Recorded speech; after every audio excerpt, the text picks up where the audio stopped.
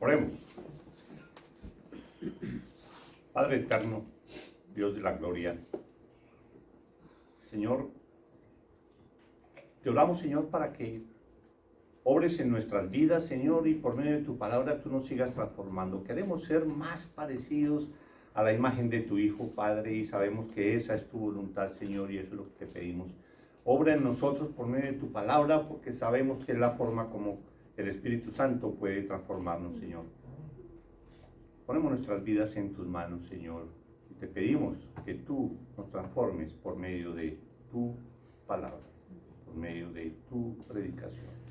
En Cristo Jesús te hemos orado. Amén. Amén. Amén. Con este tema que vamos a desarrollar hoy, vamos a terminar el tema de la iglesia. Estuvimos hablando.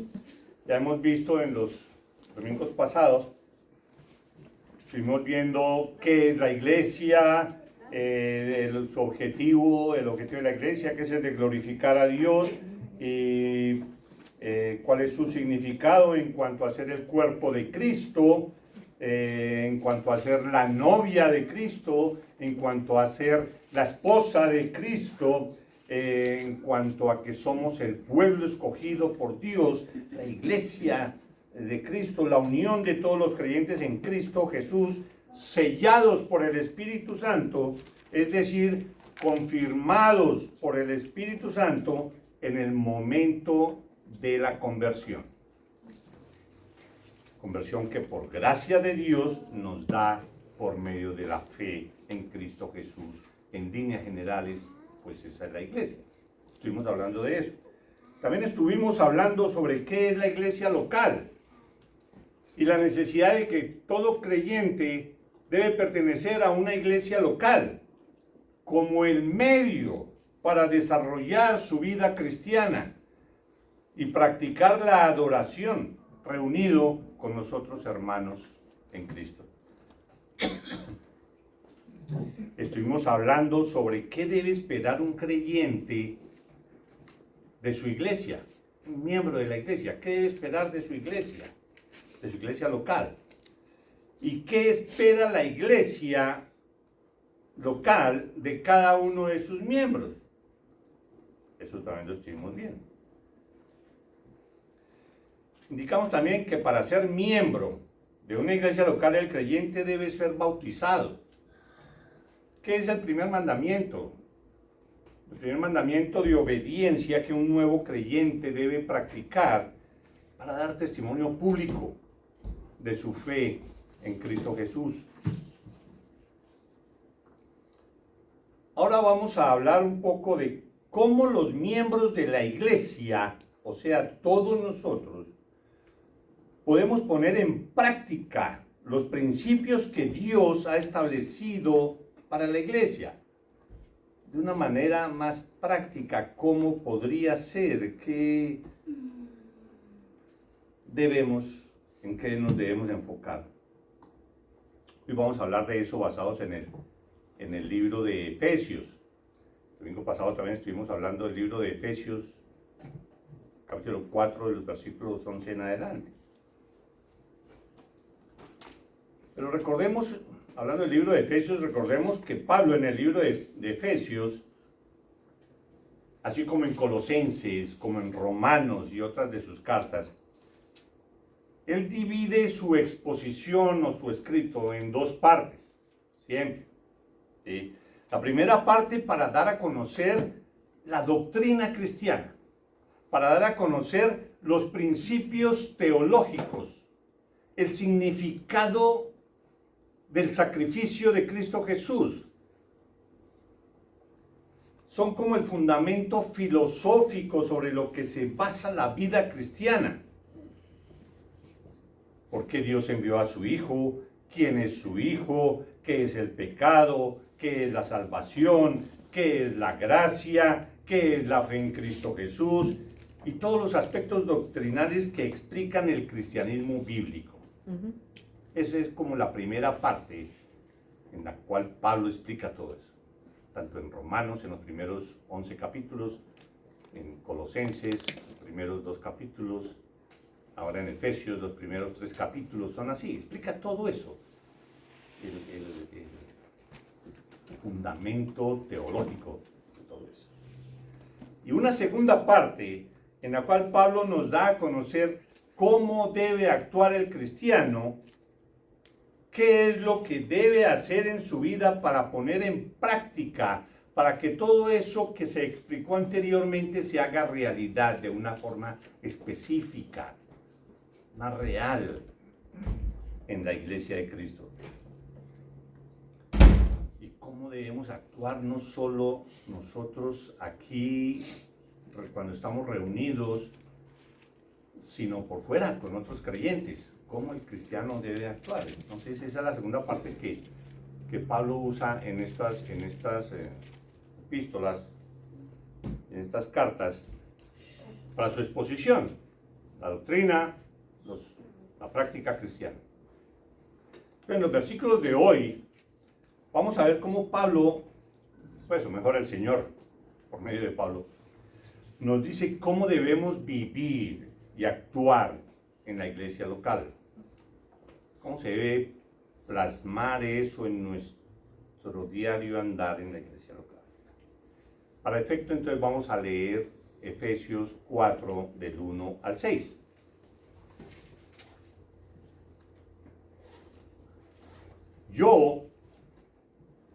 Está hablando Pablo. Yo, pues, preso en el Señor, os ruego que andéis como es digno de la vocación con que fuisteis llamados, con toda humildad y mansedumbre, soportándoos con paciencia los unos a los otros en amor, solícitos en guardar la unidad del Espíritu, en el vínculo de la paz. Un cuerpo y un espíritu, como fuisteis también llamados en una misma esperanza de vuestra vocación. Un Señor, una fe, un bautismo. Un Dios y Padre de todos, el cual es sobre todos y por todos y en todos.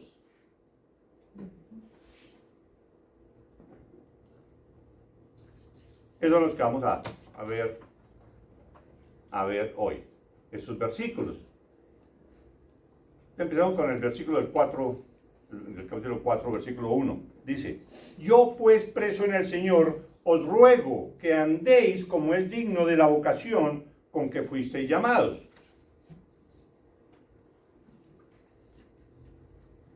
Con que fuisteis llamados. Entonces él empieza así su carta. Yo pues.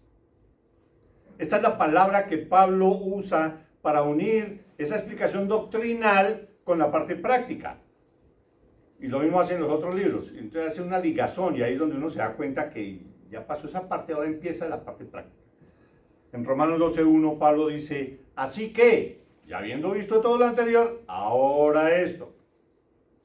En Colosenses dice: si pues tal cosa, si ya que todo esto ya lo hemos entendido, ya lo hemos estudiado, ahora tal cosa. Así que entonces aquí Pablo usa: yo pues, preso en el Señor, dice Pablo. Preso en él. ¿Por qué dice Pablo preso en el Señor? Aunque estaba preso,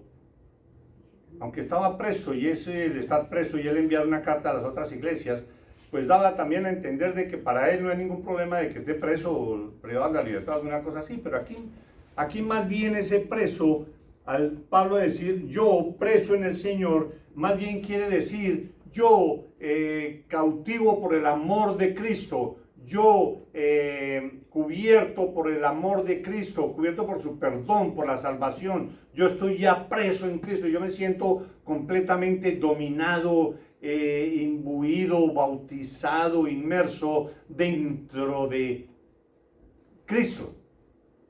Yo pues preso en el Señor, yo ya estoy ahí y eso es lo que yo soy.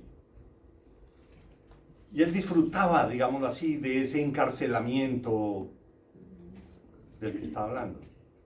Yo pues preso en el Señor,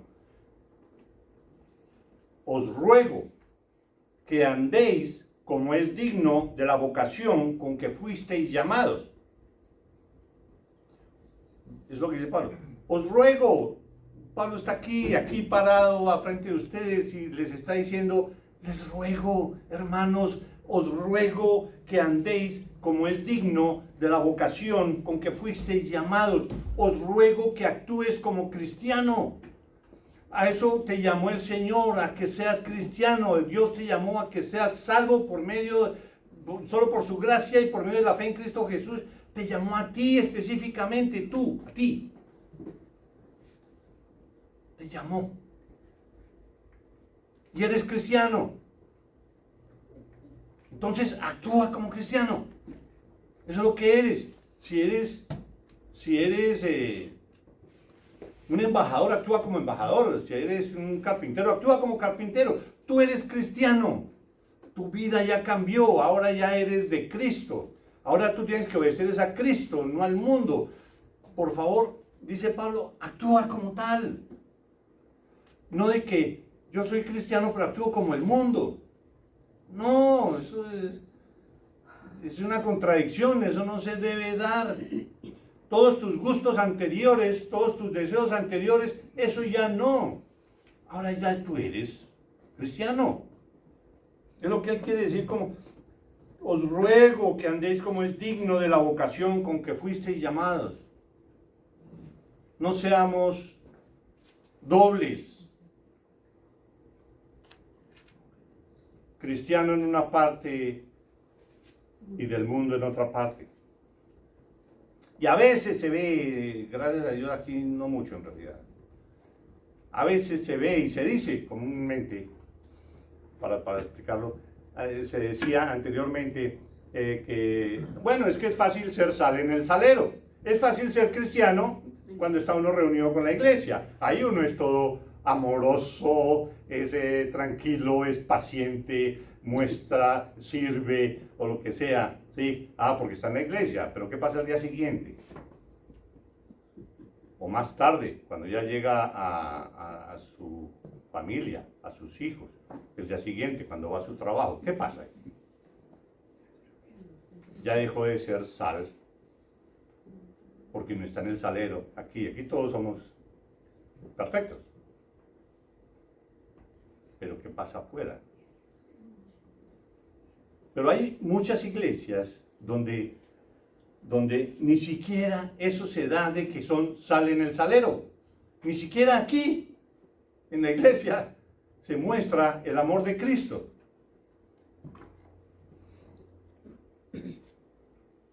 Aquí, donde estamos todos reunidos para glorificar a Dios, para honrarlo a Él, darle gracias sobre todo de la salvación que nos dio, y lo alabamos y lo exaltamos como podemos. Y, venimos a eso está muy bien. Pero a veces ni siquiera lo hacemos con amor aquí adentro, mucho menos afuera. Entonces lo que está diciendo Pablo, ese es el ruego que debemos cada uno de nosotros escuchar. Os ruego que andéis como cristianos, que Dios te llamó a eso.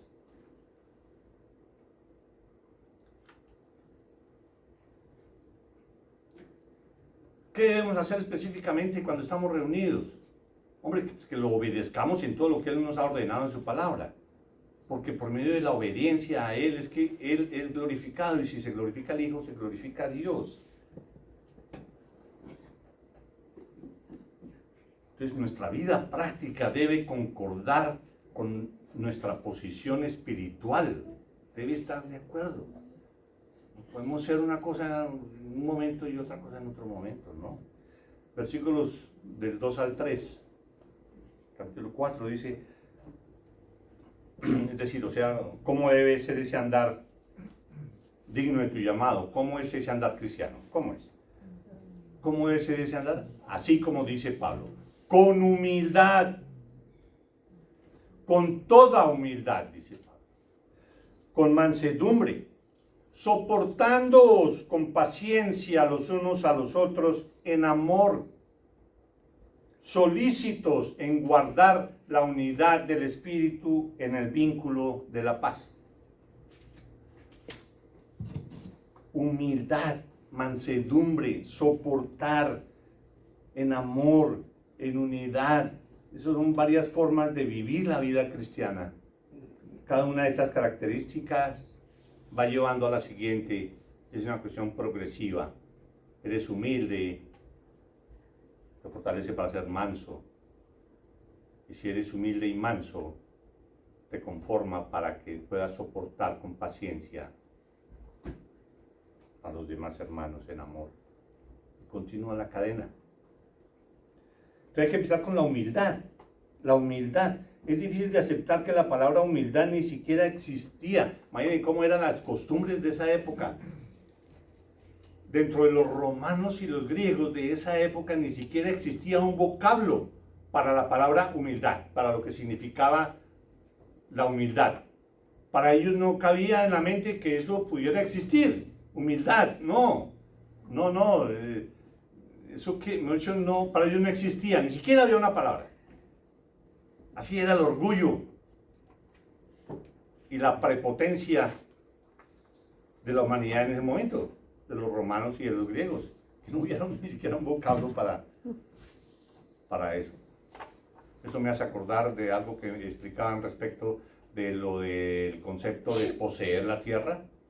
Poseer la tierra, cuando los que llegaron a conquistar o a poblar aquí América, las Américas, entonces se dieron cuenta que para los indios, para los nativos, no existía en ellos el concepto y mucho menos la palabra, así como en este caso, no existía la palabra para que, por medio de la cual se explicara que uno podía poseer la tierra, ser dueño de la tierra. No, ¿cómo así? Eso no puede ser. ¿Quién puede poseer el aire? ¿O quién puede agarrar un pedazo del aire y comprarlo por tanto y llevárselo para la casa o alguna cosa así? Así era como el concepto que ellos tenían de lo de la tierra. Eso no existía. No cabía. Ahora, hoy en día, ¿qué concepto tiene de la tierra? Bueno, pero estamos hablando de la humildad.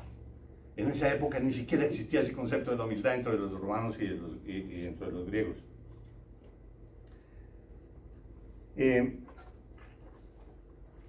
Increíble. La humildad es lo que permite que nos veamos tal como somos.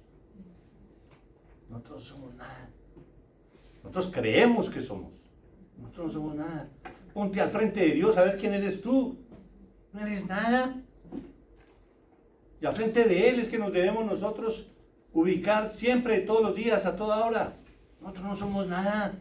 Y nuestra maldad y perversión no merece nada. Y todo lo tenemos. Y todo lo tenemos. La humildad es aquella, dice un señor que se llama Bernardo de Clairvaux. Dice, la humildad es aquella virtud por la cual un hombre se hace consciente de su propia indignidad. Yo no soy digno de nada. No valgo nada. Pero reconozco mi humildad y actúo de acuerdo a eso. No me creo más que ningún otro. No pongo por delante mi orgullo y mi sapiencia, mi dinero, mi historial o lo que sea. Nada. No somos nada. Tener conciencia de eso es ser uno humilde. En Lucas 8:14 uno lee, cualquiera que se enaltece será humillado. Y el que se humilla será enaltecido. Ahí sigue Pablo hablándonos de que aparte de ser humilde debe ser manso. Debemos practicar la mansedumbre. Y estas son prácticas que él las está diciendo para mostrar cómo debemos vivir entre cristianos, en la iglesia local. Debemos practicar la mansedumbre. La humildad siempre produce mansedumbre. La mansedumbre demuestra una humildad verdadera. Nosotros debemos ser mansos, pero no mensos. ¿Saben qué es menso? Sí. Menso, una palabra, un tonto ahí que no hace nada, que es perezoso, que no opina, no dice nada. Diferente de que una persona sea tímida. Ok. Es que ya la palabra menso es más que tímido, es más que... Debemos ser mansos, pero no mensos.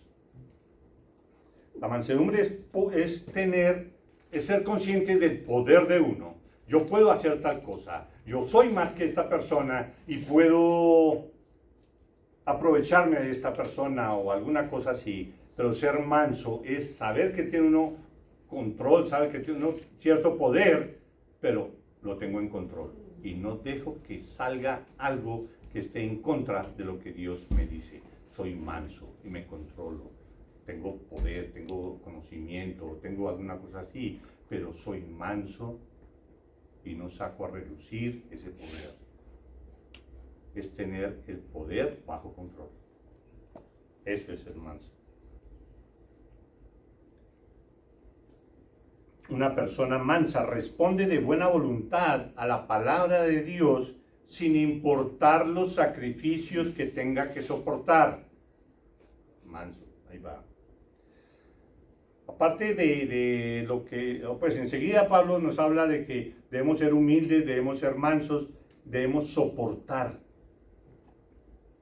a los otros, aceptar a los demás, soportarlos, a pesar de que a nuestro juicio tengan algunos defectos. Es que yo no me aguanto a esta señora porque tal cosa. O algo así. Bueno, vamos a saber soportar. Nadie es más que nadie. Nuestros juicios pueden estar equivocados. Y estamos a veces opinando ciertas cosas de cierta persona porque que ni siquiera conocemos por qué es así o asá. Me acuerda mucho, y uno se pone a emitir opiniones y se forma conceptos solo por ver un detalle de algo. Me acuerda mucho de algo que contaba Charles Swindoll en una de sus charlas. Charles Swindoll, un gran predicador, tal vez todos ustedes lo han escuchado. Entonces él decía que él, pues como pastor, entonces veía que siempre allá en esa misma silla se sentaba una pareja, un señor y su señora, y la señora venía 2, 3 domingos ya iban, y la señora siempre atenta así, atenta a lo que él decía. En cambio el esposo después de 3 minutos, dormido. Y Charles Swindoll se empezó a formar una idea de la situación. Esta señora, ¿cómo se aguanta a ese personaje? Y el segundo domingo lo mismo, y el tercer domingo lo mismo. El cuarto domingo entonces la mujer se vino y le dijo a Charles Swindoll que si podía hablar con él. Entonces él inmediatamente pensó, claro, viene a quejarse, que no sabía qué hacer con ese tipo. Me imagino que viene a hacer eso. Y entonces vino y habló con Charles Swindoll y le contó, pastor, lo que pasa es que yo quiero que usted ore por nosotros porque resulta que yo no soy cristiana todavía. Mi esposo sí, es cristiano desde hace muchos años, pero él sufre de una enfermedad que no puede permanecer despierto. Él hace todo el esfuerzo por permanecer despierto, pero tiene una enfermedad rara que él se duerme. Si no es por todo lo que él me ha hablado y me ha enseñado y me ha explicado del Señor Jesucristo, yo no vendría aquí a la iglesia. Por él es que yo estoy viniendo aquí a la iglesia. Y yo le pido que ore por él porque él es un cristiano verdadero y yo también quiero recibir al Señor y todo eso. ¿Se imaginan qué pensó Charles Swindoll? No se lo soportaba viéndola. Pero porque no sabe la historia, y eso nos pasa a todos nosotros. Sin tener toda la información, sin tener todo el cuadro de lo que una persona está viviendo, uno ya se forma un juicio. No, es que ese debe estar, ese no sé qué. Y eso es lo que nosotros debemos entender y soportar a todos, en amor, con paciencia. Bueno, todo eso anterior produce paciencia. La paciencia es producto de las anteriores, de la humildad, de la mansedumbre y el soportar a los demás. Para esta característica debemos recordar la vida de Pablo, quien estuvo dispuesto a soportar, eso lo leemos continuamente Pablo, a soportar cualquier penalidad, aflicción, burla, persecución, con el objetivo de servir con paciencia al Señor. Él la demostró. Hechos 21:13 dice, entonces Pablo respondió, ¿qué hacéis llorando y quebrantándome el corazón? Porque yo estoy dispuesto no solo a ser atado, más aún a morir en Jerusalén por el nombre del Señor Jesús. Él se sometía a todo. Paciente, que pasará lo que pasará. Y recordemos que el Hijo de Dios dejó su hogar lleno de amor, santidad y gloria. Así era Jesús allá, esa era su vida. Vivía, imagínense, en el cielo, pero Él quiso dejar toda esa comodidad. Él la quiso dejar para venir acá y ser aborrecido por todos nosotros. Rechazado, escupido, golpeado, crucificado. Pacientemente soportó todo eso. Estamos siquiera cerquita nosotros de una paciencia de esas. Y todo eso hay que hacerlo en amor. Ay, en amor. En la predicación que hablábamos, ¿me amas? Oye, ¿tú por qué no me amas? En amor. Pedro nos dice que esa clase de amor que debemos tener cubrirá multitud de pecados. Lo dice en primera de Pedro 4:8. ¿Cómo así que el amor cubrirá multitud de pecados? Entonces, si yo amo a tal persona, yo debo ver que está pecando y haciendo cosas terribles y yo lo amo y entonces le cubro todos los pecados como si todo estuviera bien. No. Lo que quiere decir Pedro es que es como el amor que yo debo tener con cualquier otra persona y que está cometiendo pecado y otra cosa, no es de que yo ni los mire, ni le diga nada, ni lo corrija, ni nada de esas cosas. No, es como una cobija gruesa que se coloca sobre toda esa situación para que eso no afecte mi amor y yo siga amando a esa persona, y si hay que disciplinarla, y si hay que corregirla. Pero en amor. No es que yo le perdone todas las cosas terribles que está haciendo. Y por último, dice unidad. El resultado, eso es lo que dice el versículo. Con toda humildad, mansedumbre, soportándoos con paciencia los unos a los otros en amor, solícitos en guardar la unidad del Espíritu en el vínculo de la paz. Debemos estar solícitos en guardar la unidad del Espíritu en el vínculo de la paz. Solícitos, dispuestos a... la intención de nosotros es esa, solícitos, dispuestos a hacerlo, e intentar hacerlo y hacerlo. Solícitos en guardar la unidad del Espíritu Santo en el vínculo de la paz. Debemos hacer eso entre nosotros. Debemos ser solícitos en guardar la unidad del Espíritu en el vínculo de la paz. La humildad hace nacer la mansedumbre y la paciencia. La paciencia hace germinar el amor que soporta. Y todas esas características cumplen la función de guardar la unidad del Espíritu en el vínculo de la paz. Todas esas características, las que vimos anteriormente, son el testimonio. Eso, si lo vivimos en la iglesia local, son el testimonio más poderoso que la iglesia puede tener. Porque presentan un contraste muy significativo frente a las actitudes que vemos por fuera, en el mundo. En el mundo no se ve nada de humildad, o de ser manso, o de soportar a todos, o el amor, o tratar a todos con amor. No se ve. Por eso se debe notar aquí, porque para eso fuimos llamados. Ningún método, oigan esto por favor, ningún método novedoso o un programa bien elaborado de evangelismo, o un programa bien elaborado para preparar la predicación, o algo así súper espectacular. Ningún método novedoso o programa bien elaborado, sin importar la calidad de su ejecución, puede abrir a la predicación del Evangelio como lo hacen los creyentes individualmente en sus vidas particulares. Nada, ningún espectáculo puede reemplazar la vida tuya viviendo bajo los parámetros de Dios como la forma para preparar a alguien para que escuche el mensaje de Dios. Nada se puede comparar.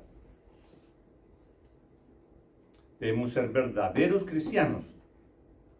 Ser verdaderos cristianos. Antes que hacer muchas cosas. No, ser. Que la gente te mire. Uy, yo quiero estar allá en esa congregación. Uy, es que miren el amor que tienen entre ellos. Uy, miren cómo se ayudan. Miren cómo se tratan. Yo quiero estar ahí. Debemos nosotros dar ese testimonio. Y por último, los versículos del 4 al 6, que dice, un cuerpo y un espíritu, como fuisteis también llamados en una misma esperanza de vuestra vocación. Un Señor, una fe, un bautismo. Un Dios y Padre de todos, el cual es sobre todos y por todos y en todos. Todas las cosas que se relacionan con la salvación, la iglesia y el reino de Dios están basadas en el concepto de la unidad, así como lo dice Pablo en todos estos versículos. Lo que causa la unidad externa es la unidad espiritual interna de cada uno de nosotros. No son las cosas externas, no es que necesitamos hacer una reunión de todas las iglesias para mostrar nuestra unidad. No, la unidad ya la tenemos porque somos unidos en el mismo espíritu. Es el mismo espíritu que está en nosotros, los de aquí, los de allá, los de más allá. No es de que nos reunamos para mostrarle al mundo que somos muchos o poquitos o lo que... No, nosotros estamos unidos por el espíritu. Somos únicos. Es lo que nosotros debemos mostrar, que nosotros debemos serlo internamente. Pablo hace énfasis en que esa unidad de la que él está hablando, un cuerpo y un espíritu y demás, está basada en la unidad divina, está basada en la unidad de Dios, está basado en la unidad de la Trinidad.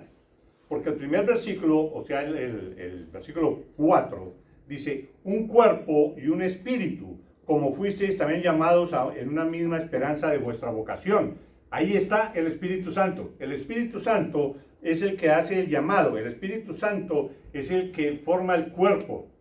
Un cuerpo y un espíritu, como fuisteis también llamados a una misma esperanza de vuestra vocación. Ahí está reflejado el Espíritu Santo. El segundo, que es el quinto, un Señor, una fe, un bautismo, es Cristo Jesús, un Señor, una fe en Él, un bautismo, el bautismo que es el que representa que uno está identificado con el Señor en su muerte y en su resurrección. Ahí está, Cristo Jesús. Ya estaba el Espíritu Santo, ahora está Cristo Jesús. Y por último, Dios Padre, en el versículo 6, un Dios y Padre de todos, el cual es sobre todos y por todos y en todos. La unidad de Dios. Así nosotros debemos ser.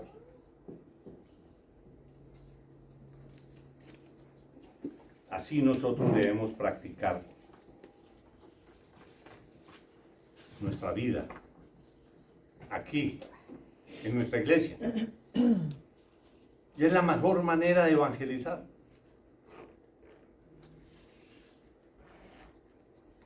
Que otros vean tu amor hacia los otros hermanos en Cristo.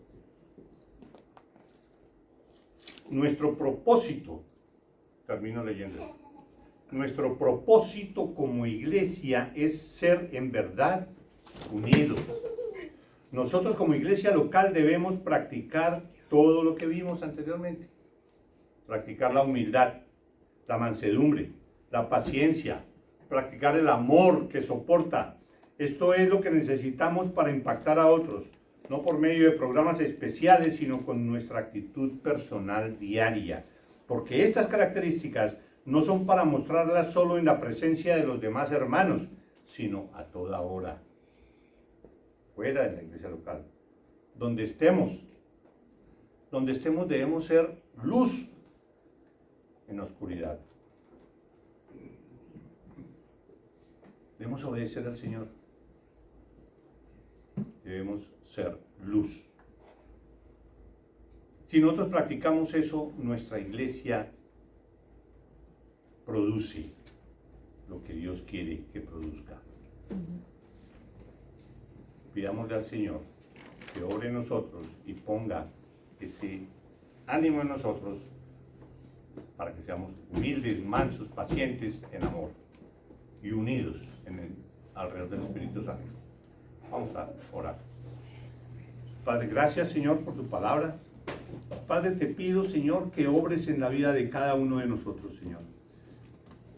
Que nos cambies, que nos transformes, que el amor brote de nosotros fácilmente, que sea lo más característico de nosotros aquí en la iglesia, Señor. Que brote, que salga a relucir el amor, Señor. Y la unidad entre nosotros. Obra en nosotros, Señor, para que nos hagas más humildes, mansos, seamos pacientes, que tengamos un amor el uno por el otro. Te damos gracias, Señor, en Cristo Jesús. Amén. Amén. Amén. Amén.